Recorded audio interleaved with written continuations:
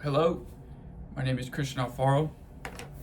Today, I will be talking about this book, When the Body Says No, Exploring the Stress-Disease Connection by Gabor Mate. He's an MD. This book sort of goes in line with the last video that I made about boundaries. It's a great video. If you watch that, it would definitely supplement this information. The last book is Boundaries. That's not this one, but the last video. Sort of talking about what it looks like to have boundaries, what it can look like if you don't have boundaries. And this one is discussing what happens when someone doesn't have boundaries. More precisely, the physical effect it can have on someone's body when they don't have boundaries, when they don't know how to say no, people pleasing, and things of that nature.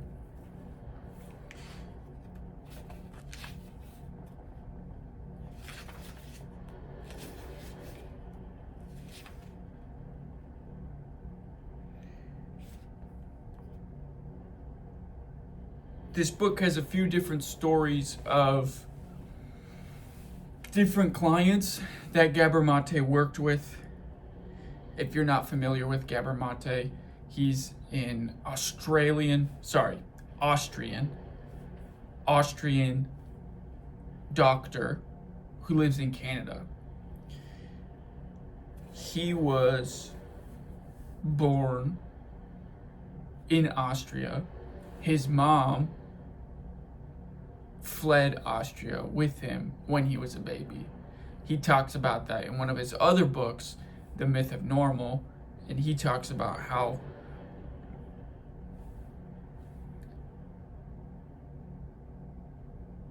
his mom called the doctor when he was a baby because he kept crying.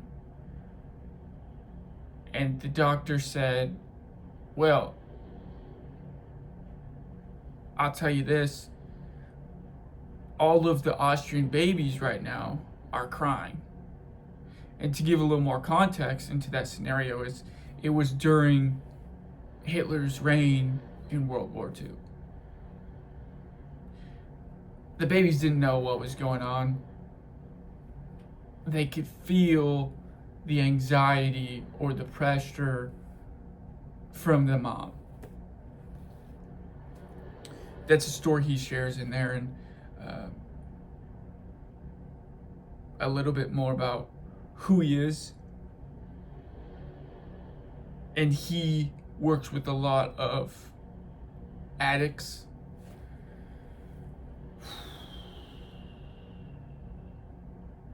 He's considered I think it's a child development expert. Let me get this right. Let me make sure I have it right. Child development and trauma.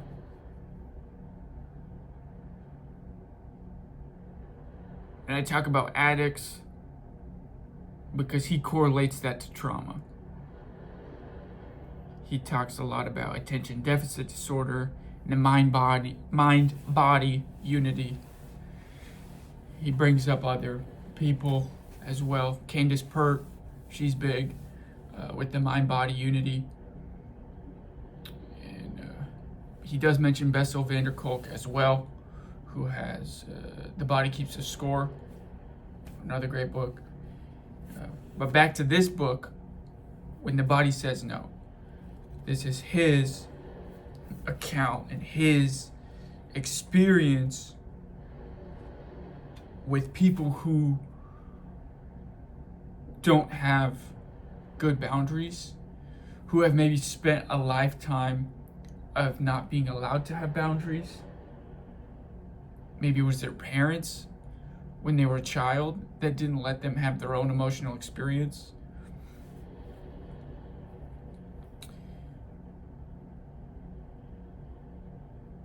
Maybe it was their siblings. More often than not, it comes from their family of origin. It comes from the experiences that they repeatedly had growing up.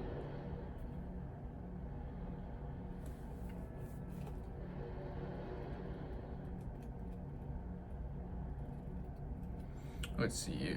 I'm going to look for one of the stories that I'll talk about.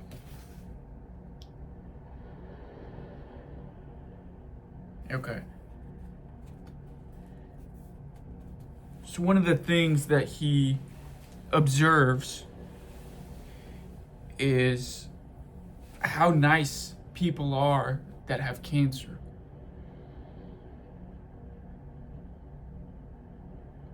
He noticed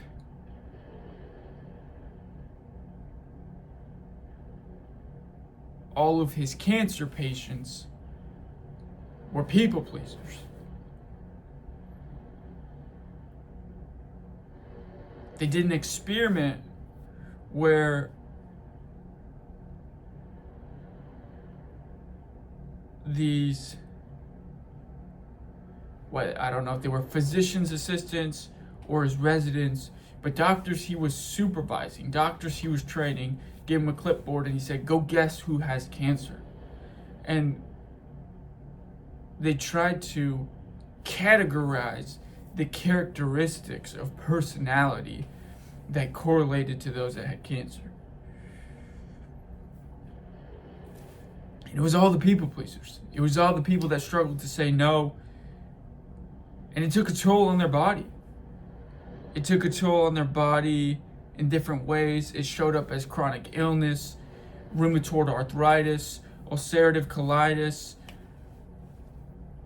irritable bowel syndrome, all these different things. It showed up in them. Showed up in different people's marriages. It affected their relationships. It affected their diets, their lifestyle choices, what they were able to do, what they had to refrain from because of the toll that it was taking on their body.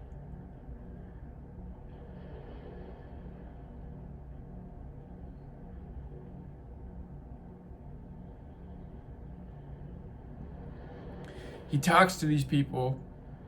There's one person that I think of most prominently, one story that sticks out the most, and he's talking to a woman who has cancer.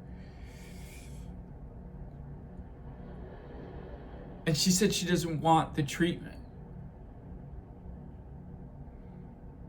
And he's not, Gabor Mate is not a religious man. I think he misses something in this conversation, though, that could have added some value to the woman's experience with cancer. She said, I don't want the treatment because God gave it to me. So if God can give it to me, then I can get through it.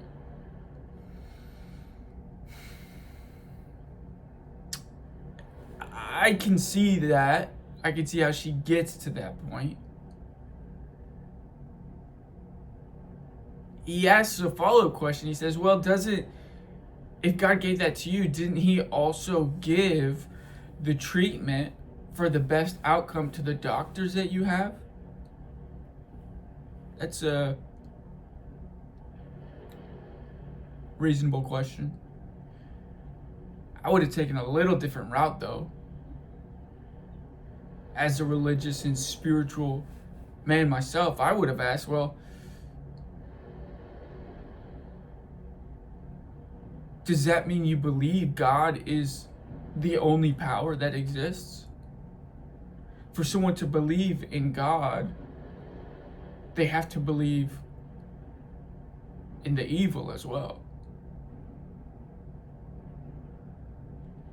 So in that context of that story, I think you miss the opportunity, because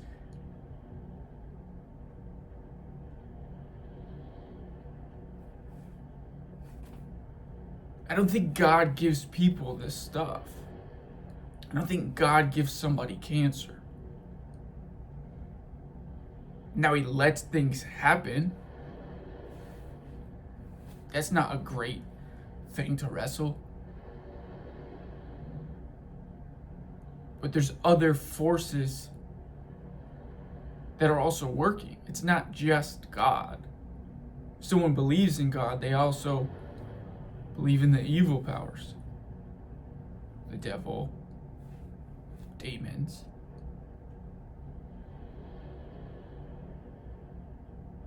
So I think you missed the opportunity there to highlight that it may not have been God that gave it to you.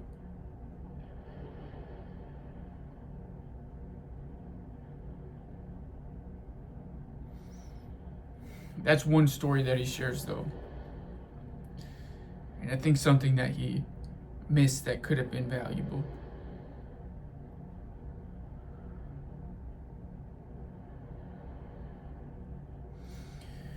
To go on, though, with other things he shares is, let's see, he has the 55% solution. Let me bring that up.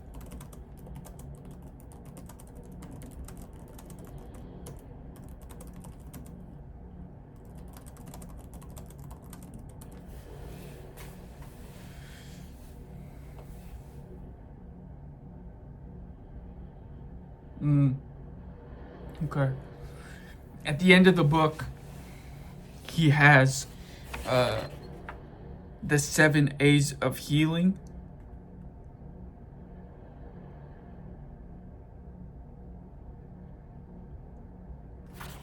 And it's sort of things that can help a person heal when they do encounter this type of challenge, when they are confronted with maybe chronic illness, any of the things listed. I could list some of the illnesses that he discusses in the book.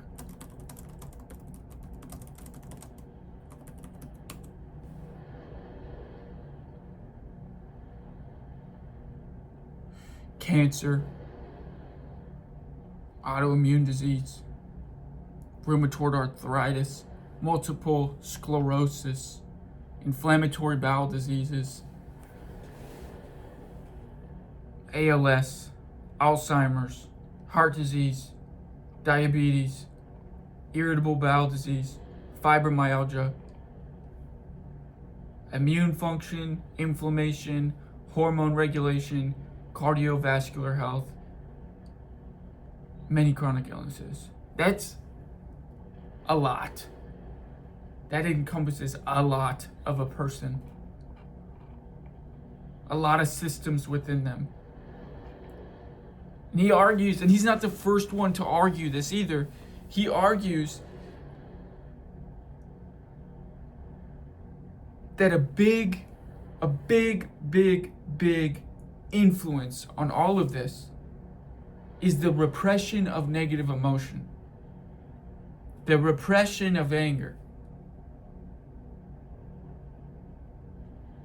the avoidance of conflict. He argues that those things are a big factor in all of this. Maybe the most important factor. Of course, there's so many factors. Genetics can have an influence. Environment can have an influence. It's not the only factor.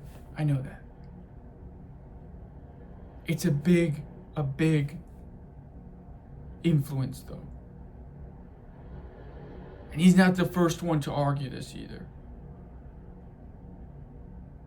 Bessel van der Kolk's work aligns with this. Candace Pert, her research aligns with this.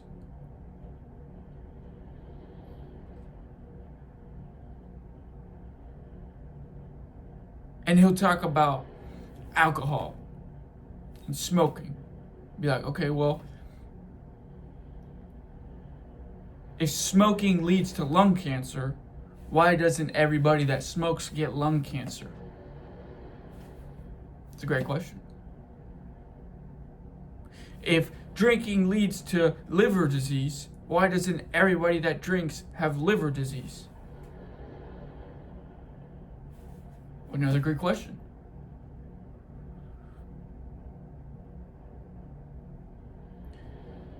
It must suggest, at least, that the drinking or the smoking is not the only variable.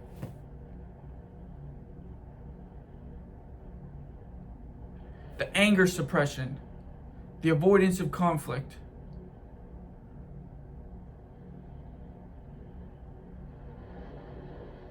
those are large contributors.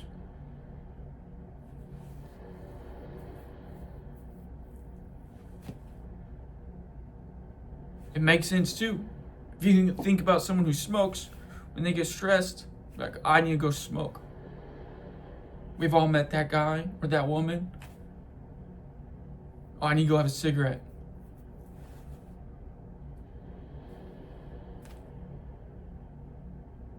Why are they having a cigarette? They're stressed. They don't want to talk about it, so they're going to smoke it away. Are they really smoking it away? Well, turns out probably not.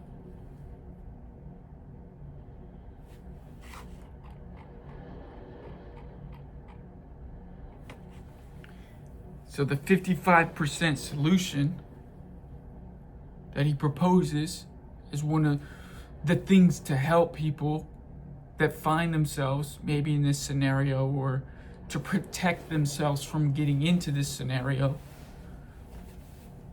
is to be 55% authentic to who you really want to be.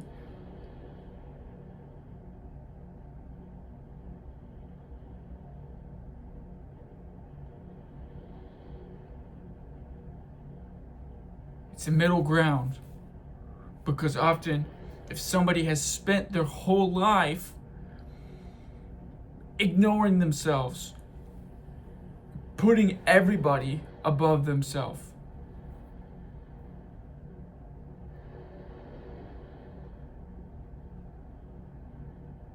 and not paying attention to their own emotional experience, it's going to be very difficult for them to switch all that off and just say, okay, I am perfectly boundaried and I will say no to everything. That's not very realistic or practical for anybody. So the 55% solution is to be mostly authentic most of the time, and to increase that authenticity incrementally. That process is always evolving. Everybody is always growing. So that never stops.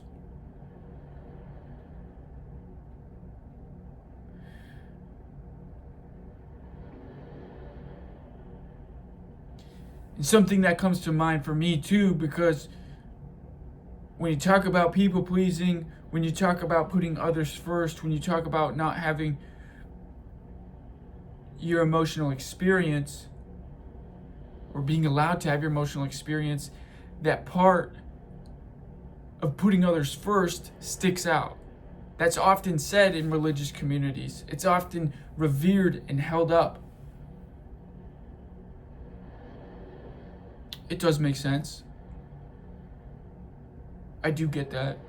I don't necessarily disagree with putting others first.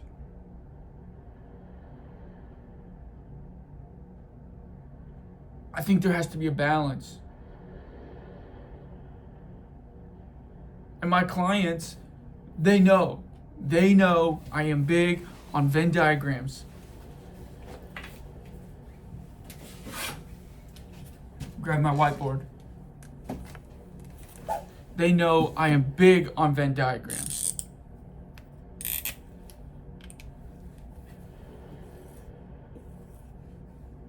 So what I think is you have you right there, that one, and you have your authentic self on the other side. But what is right here in the middle where you overlap, right there in the middle? How can you put others first and simultaneously take care of yourself? Make sure that it is your authentic self that wants to serve. Make sure it is your authentic self that has the capacity to serve others. Make sure it is your authentic self that is not ignoring your own wants and needs.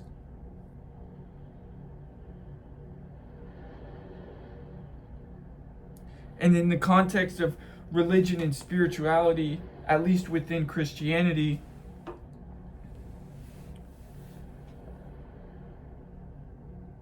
this makes me think of tithing, giving your first 10% to God of your income. There's a caveat to that though, because then he goes on to say, okay, well,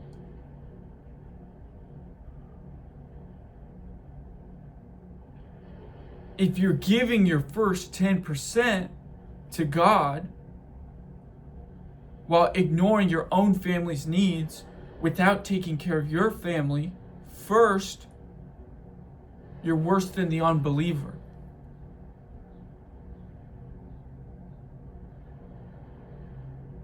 So I don't think it necessarily goes against the religious or the spiritual framework of serving others.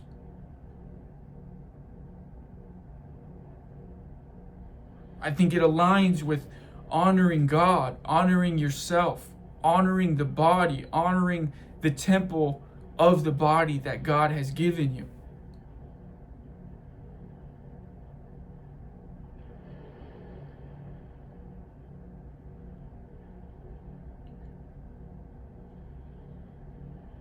And Boundaries by Henry Cloud, that book is written by a Christian.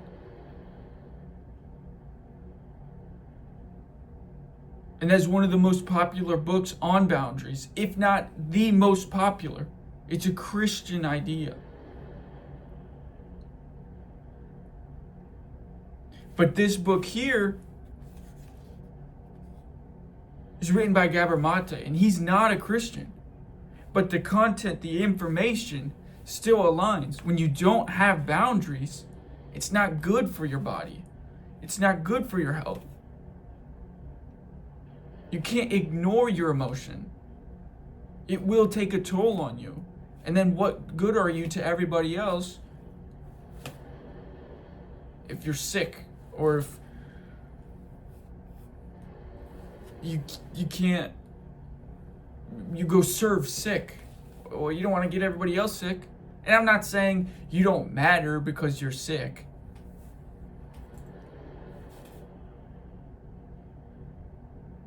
It's just to say you gotta take care of yourself at the same time.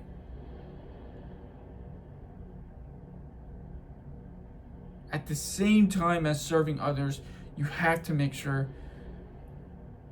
you are taken care of as well.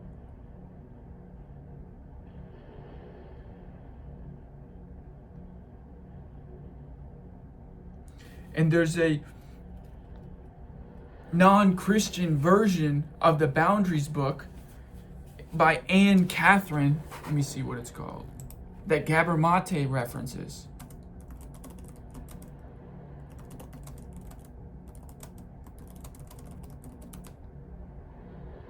Where you end and I begin. by Anne Catherine. And it's the same idea.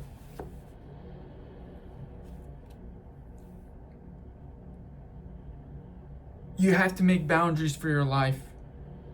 Boundaries to show what you're responsible for versus what you're not responsible for. Emotionally, practically, everything in between. You got to be respectful when you set boundaries. You got to be compassionate. You could be there. It doesn't mean you're just avoidant.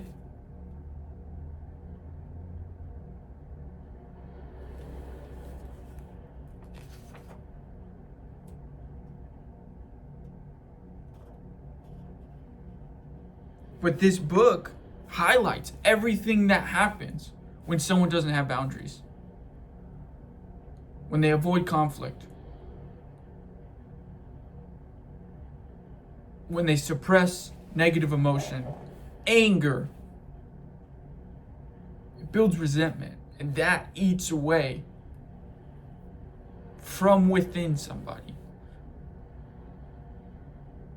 And it's each person's responsibility for their own emotion. It's each person's responsibility for their own health, for their own emotions. So it's about taking ownership of everything that's in someone's life, everything that's in your life. And I get, okay, some people with medical stuff, they need help. I'm not saying that. Obviously, there's practical limitations. Somebody's in a wheelchair, they might need somebody to push them. Yeah, that makes sense.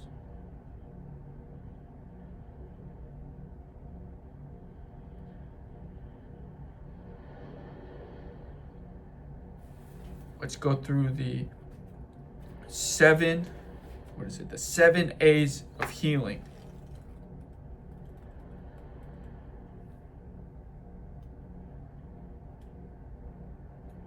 And I don't know where I heard this saying. I recently heard, though, it was a quote or something. I recently heard that negative thinking, negativity, catastrophizing, worst case scenario thinking is creativity that works against you. So that person is creative. It's working against them, though. So how can they push that creativity to work with them and work for them?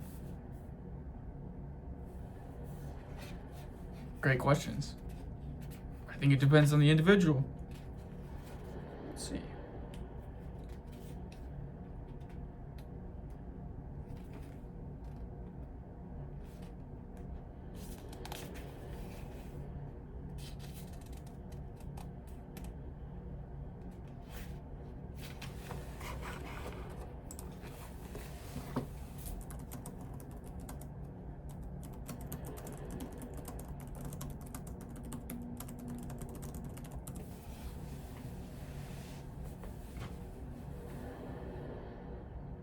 While I pulled that up, I would say that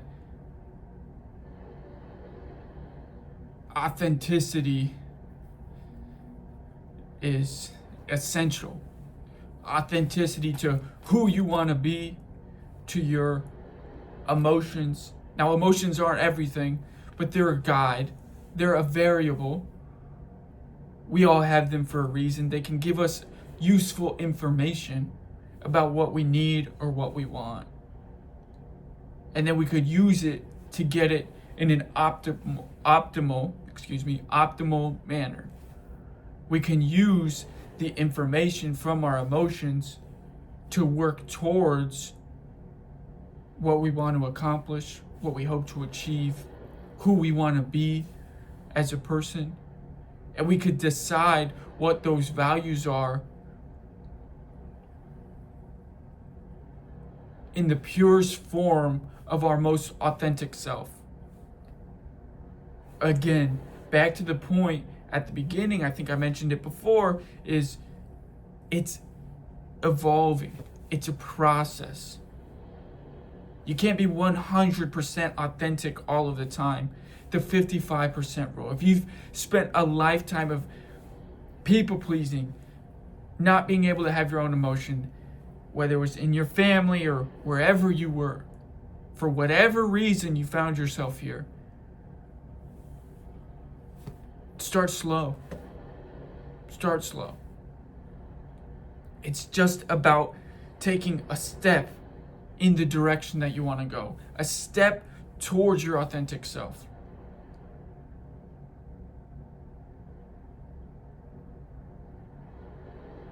You have to take time, though, to decide, who is my authentic self?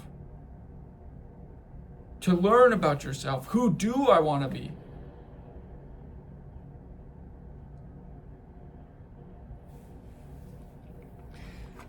So to the 7 A's of healing, the first one is acceptance.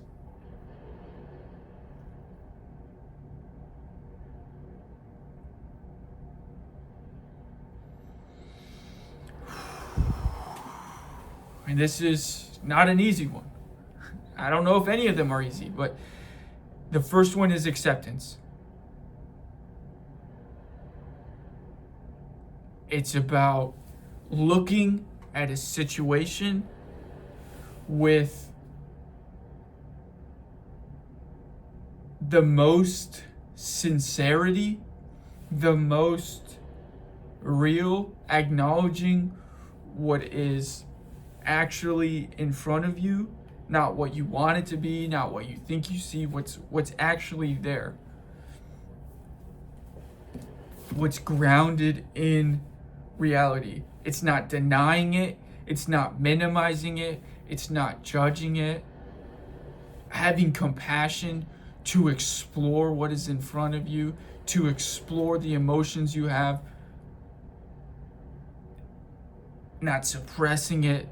It's gonna be uncomfortable most of the time. Accepting the emotions that come up in it. And it's acknowledging it. And then it's choosing to voluntarily confront it. It's choosing to respond proactively, not reactively. Proactively responding to what's in front of you means you're taking ownership.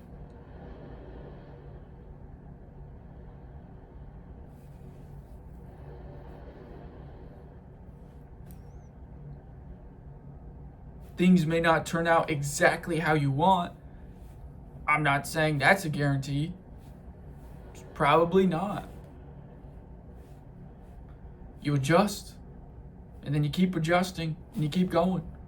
And having faith that you have the ability to confront it, having faith to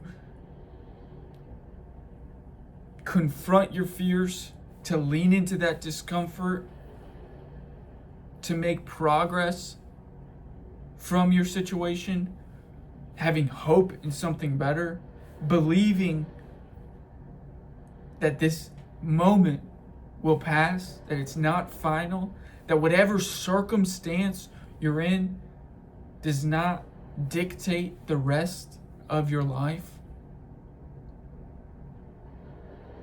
That first one is acceptance.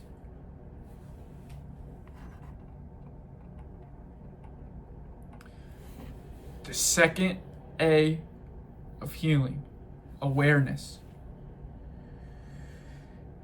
I think this one takes a lot of compassion and introspection and time. Maybe a therapist, maybe a small group, a mentor, some friends maybe.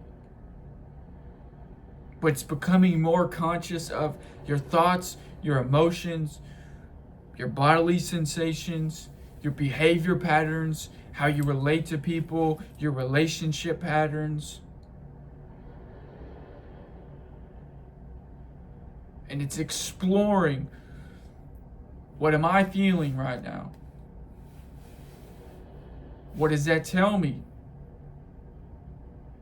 How do I get that in the most healthy or optimal manner? What is it telling me I need?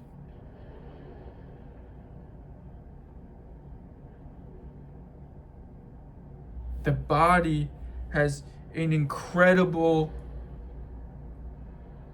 power to give you the information that you need about yourself if you can learn to pay attention to it.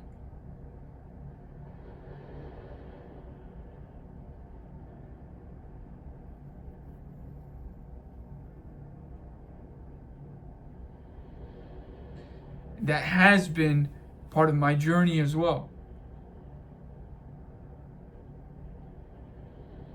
I do have a chronic illness. I do have a history of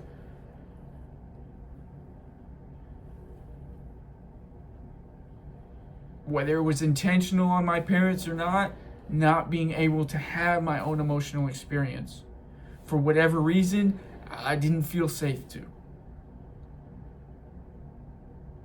So it has been a learning process.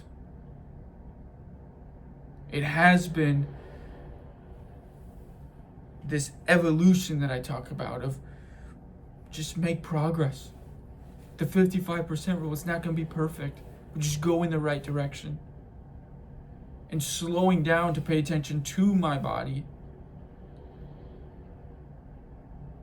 to what it's telling me, has been very helpful.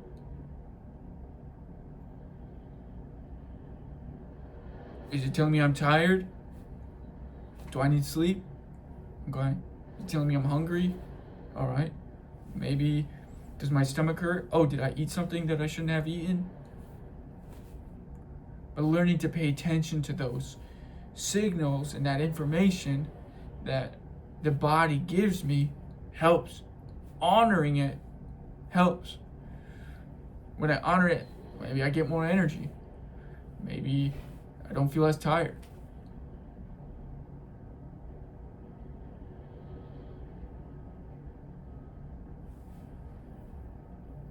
So that awareness, growing in the awareness of my thoughts, emotions, bodily sensations, my behavior patterns. How can I be the best husband? How can I be the best father?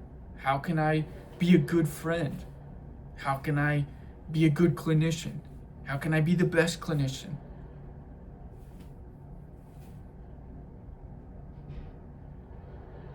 It all has different information that I have to pay attention to.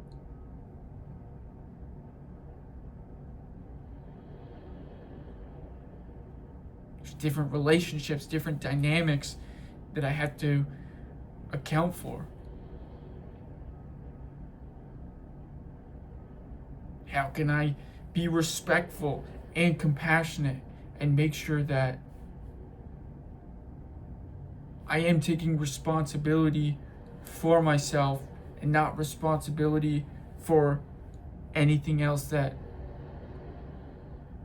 I'm not necessarily supposed to be taking responsibility for. That doesn't mean I'm absent. It doesn't mean I don't show up. I'm still present.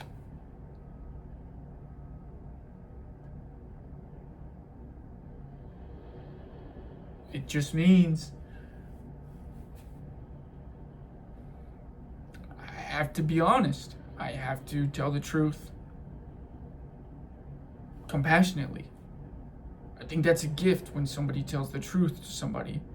Shows them that they care, shows them that they want to grow in the relationship. And then on the other side of that rupture, of that painful moment they could have, the relationship can get richer and deeper. And I think that's what we're supposed to do. I think we're supposed to be honest with each other. People are very relational beings.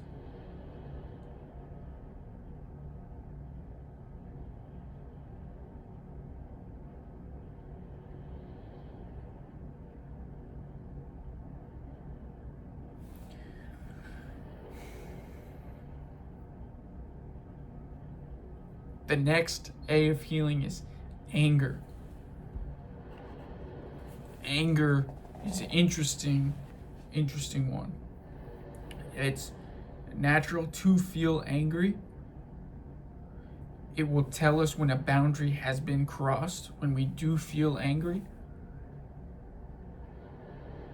There's a healthy way to express anger, though, and there's a healthy way to experience anger.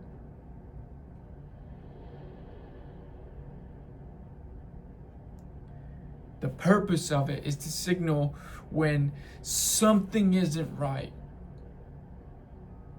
Maybe somebody wronged you. Maybe you weren't honoring your boundary.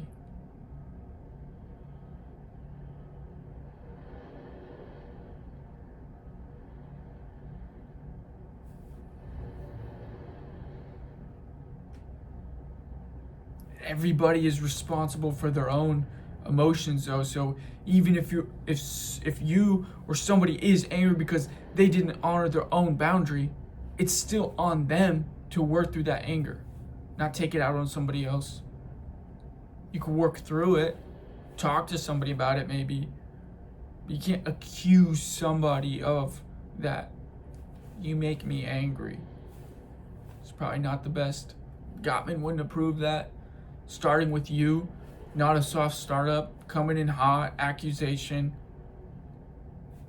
Not specific either. What'd that person do? What do you want from them? How can they make it better? It's not a whole lot. It's probably not good communication, I'll say that. Especially within relationship. It's not really taking ownership. It's making yourself the victim. I feel angry. That's ownership. I feel angry because whatever. You can choose when to let somebody cross a boundary. It's up to you. But when it's not a choice, that's often when that anger lights up inside of somebody. So it's protective. And there's a blog post I wrote on my website, christianalfaro.com, and it talks about the 7 deadly sins. And one of the 7 deadly sins is wrath. And I don't think those sins are necessarily a moral failing. I don't think God's necessarily angry at anybody for sinning. It's a wild thought, but what's outlined, if you go read that, I'll share some of it too. I'm only sharing wrath, but it has all of them outlined. But what's outlined is wrath often comes from somebody not feeling seen. So what is it that's not making you feel seen? And how can you work through that in a healthy, optimal, respectful, and compassionate way? But it's up to you to feel seen by whoever it is that you want.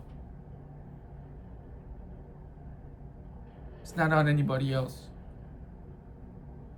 But I say God's not angry with somebody who does any of those. I don't think it's necessarily a moral failing.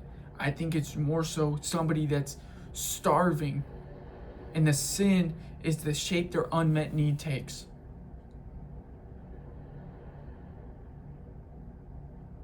So when he looks at somebody who is sinning, he says, I can see what you want.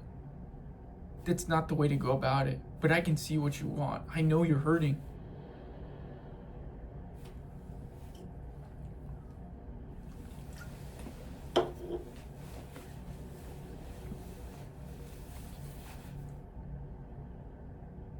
So I don't think it's angry, wrathful, vengeful God that just wants to crush somebody who sins. I don't think that's how it is.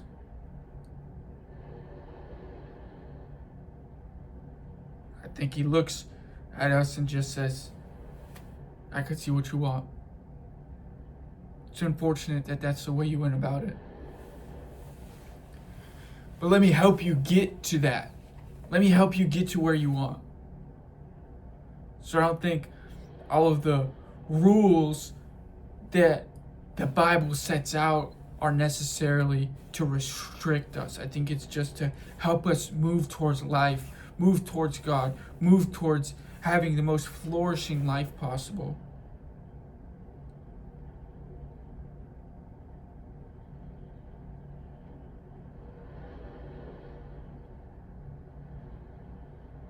It's not easy.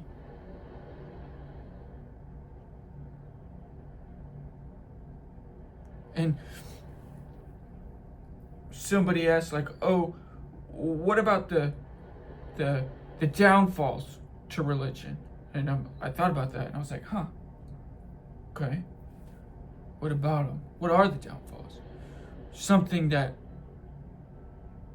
came across as a downfall could be like loving your enemies. I'm like, yeah, that's hard.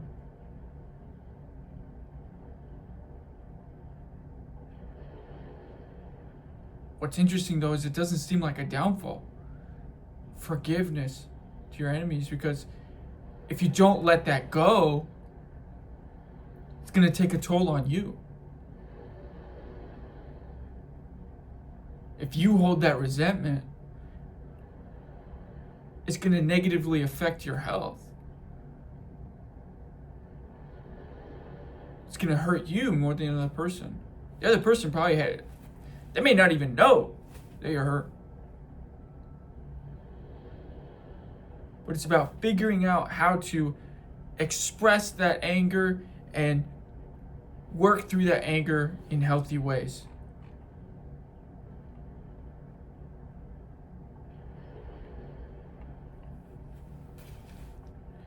Number 4.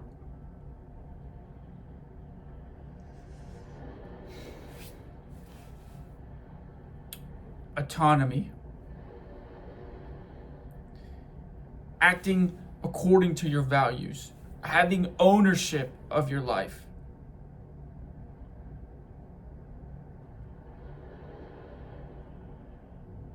It's not avoiding conflict. It's not needing the approval of everybody around.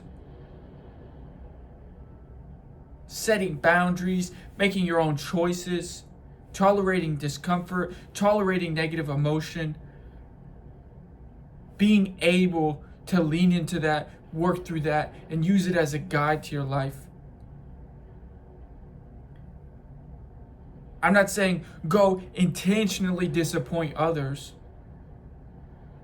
I think everybody at a time, though, if they're in relationship to somebody else, will disappoint them.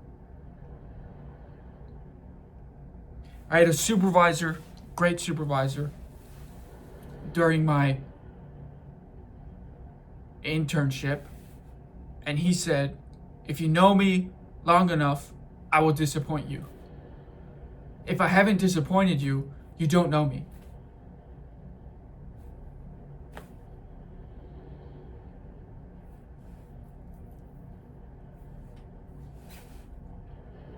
Yeah, it's a great point he makes.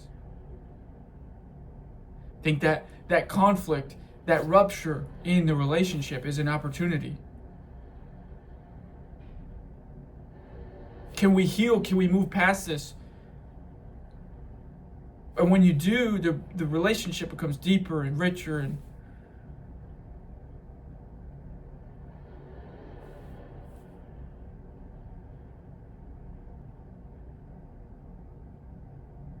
I think as a consequence, life just becomes richer.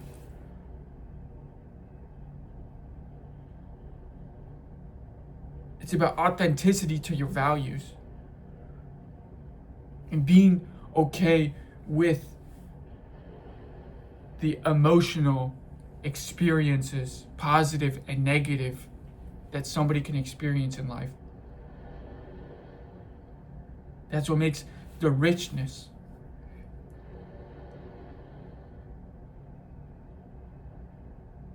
One of my favorite professors was in my undergrad, Dr. Leffel, and he said the ability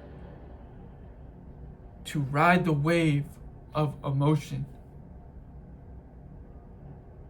makes life rich. It's very fulfilling. It adds a lot of color. But that's what makes sort of a healthy person. Not everybody has top tier experiences all of the time. Not everybody's emotion is always 100% positive, happy thoughts.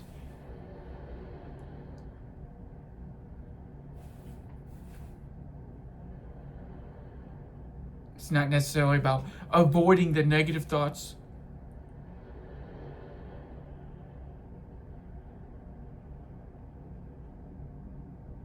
That's where addiction comes in.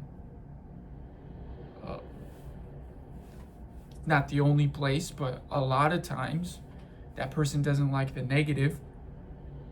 So then they abuse a substance to get them to go to a better place emotionally.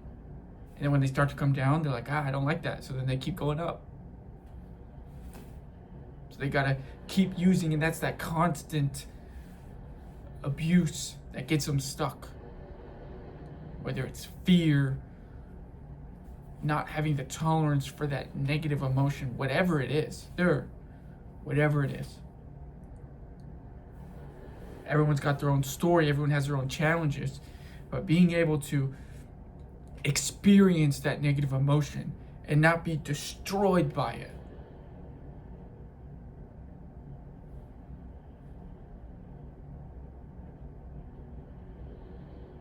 I think that's what contributes to somebody being a strong person.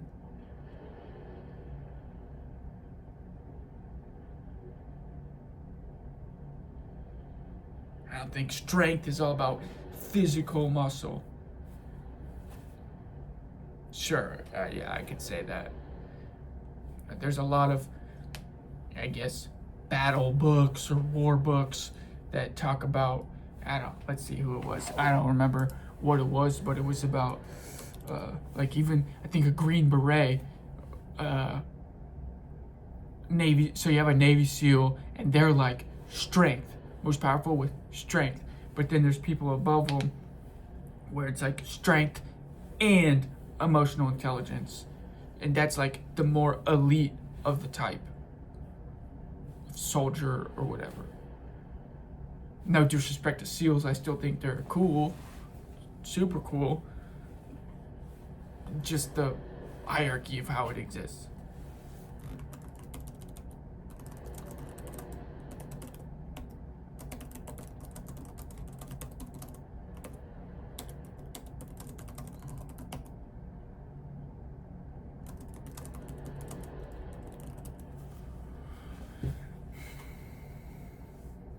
The Art of War by Sun Tzu. If you know the enemy and know yourself, you need not fear the result of 100 battles. It's not all about just physical strength.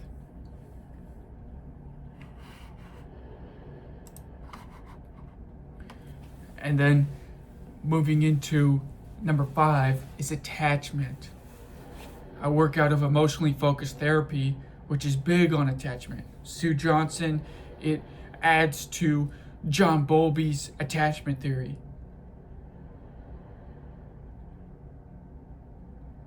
And I do believe this, that the most potential for healing comes from a safe and supportive relationship. If somebody is hurt from a relationship, the most potential for healing they have from that hurt is in another relationship where they do feel safe and supported.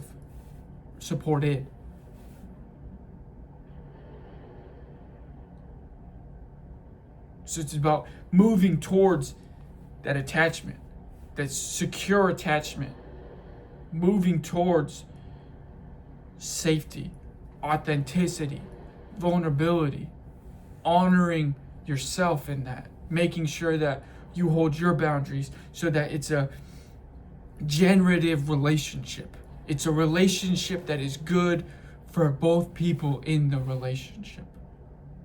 That could be with friends, that could be with your romantic, like your spouse, that could be in your small group, that could be with your friends, whoever it is. I think I said friends twice, but you get the point. Making sure that the relationships you're in are beneficial and honoring to all parties.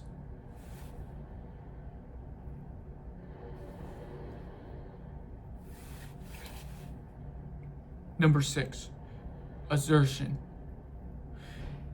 Expressing your thoughts, your feelings, and your needs honestly and respectfully. And I think that last piece, respectfully, is critical. I think when people are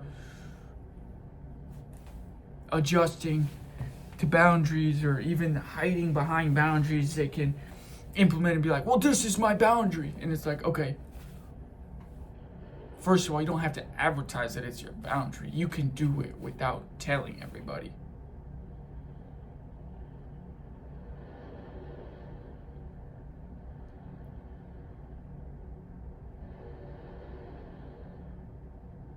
Secondly, though,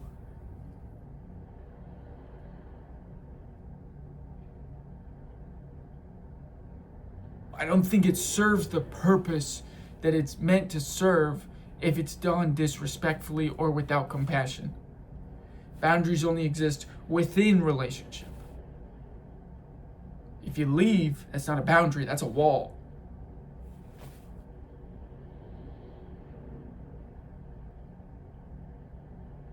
So boundaries are being able to exist within proximity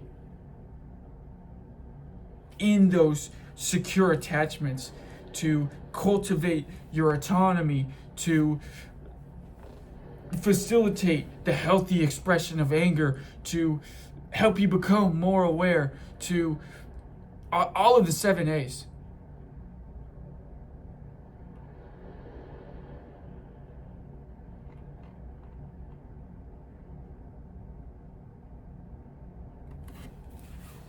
It's having the space to say yes when you mean yes, and hopefully with a cheerful heart, to say no when you don't want to say yes.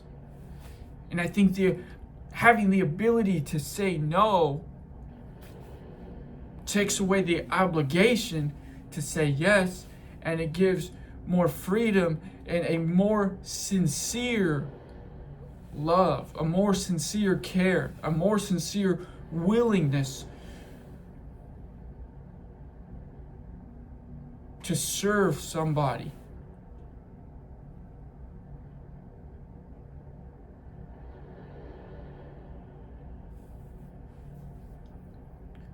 So being able to express yourself, have your own emotional experience is critical. When you do that, I think more colors, more emotions come to your life. You see the world in more color with more emotions. You're like, oh, whoa, I had a 12 pack of crayons, now I have the 64 pack with the sharpener.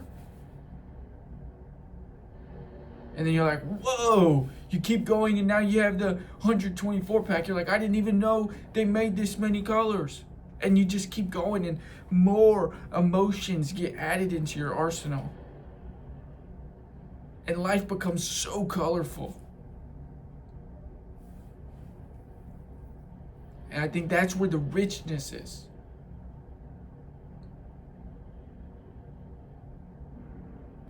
Affirmation is the last of the 7 A's.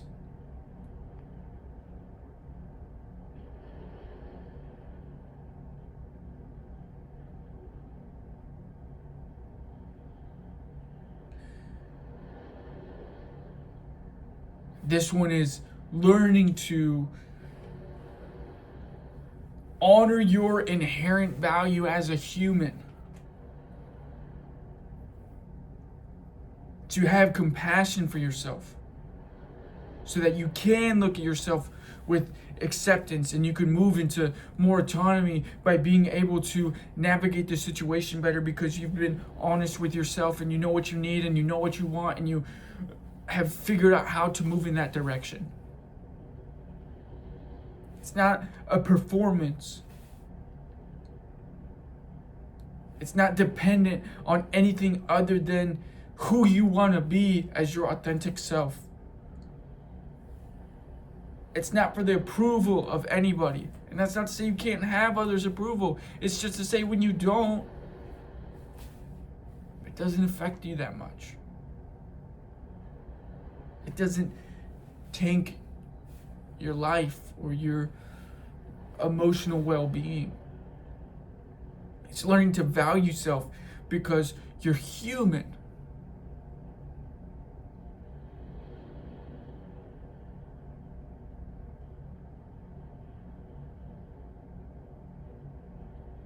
In some sense, it's learning to have a secure attachment with yourself. Am I honoring myself? Am I communicating with myself respectfully, with compassion? Paying attention to what I need, to what I want. And that's not to say you can't serve others. It's just to say while you're serving others, make sure you're taking care of yourself. And for other religious or spiritual people that might be watching this, it's back to that tithing scripture. Let me pull it up.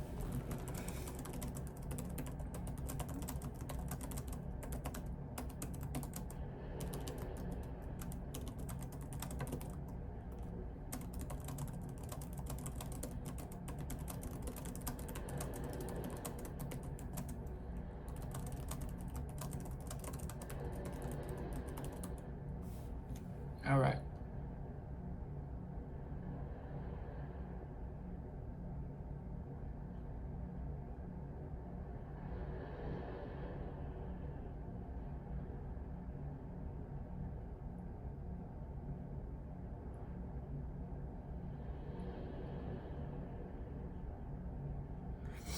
Leviticus 27:30. A tithe of everything from the land belongs to the Lord, is holy to the Lord. Be sure to set aside 1/10 of all that your fields produce each year. That's Deuteronomy 14:22-23.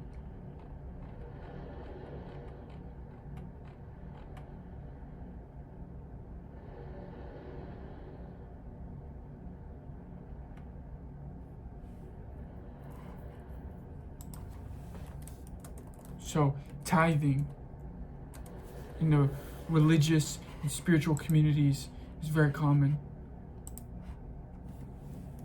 It puts people into a posture of generosity and it helps them become the person that God wants them to be.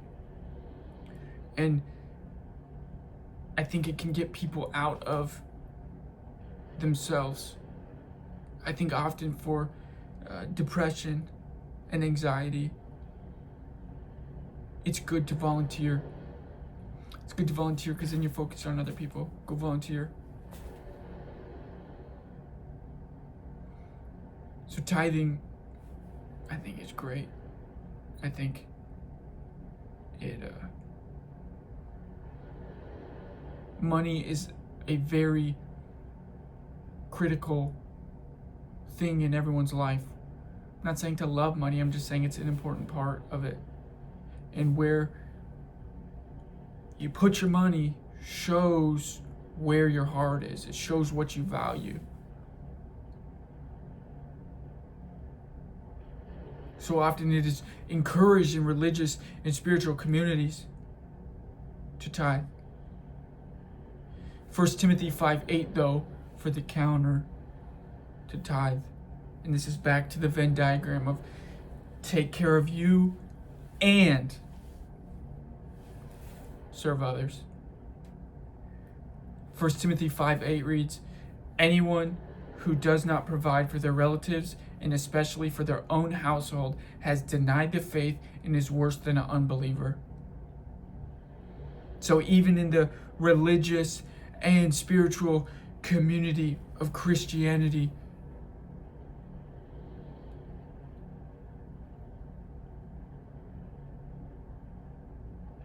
I think it all aligns. Honor yourself. Serve others. Cultivate secure attachments. Take ownership of your life.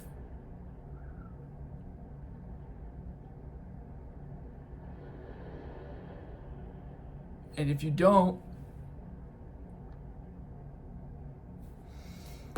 this book outlines all the negative physical effects it can have. So it's very real.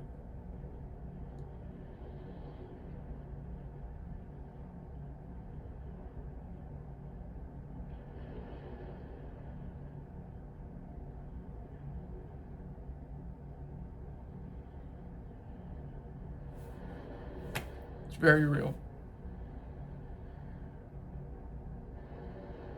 Honor yourself. Be authentic to who you want to be. Serve others. Cultivate secure attachments. Learn to have boundaries if you don't. Just remember it's a process. Start somewhere. Go slow. Slow change is often lasting change. Doesn't matter how fast you get there, just that you're moving in the right direction.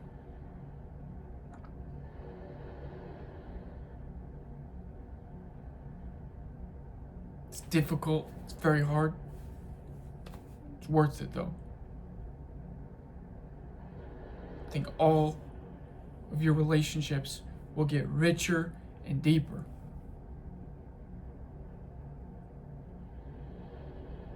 You'll feel more free to love them because it's your choice.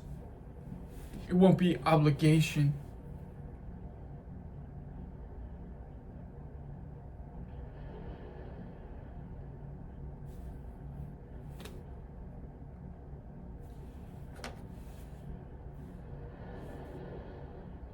Well, that's our time. Hope you enjoyed. Thanks for watching.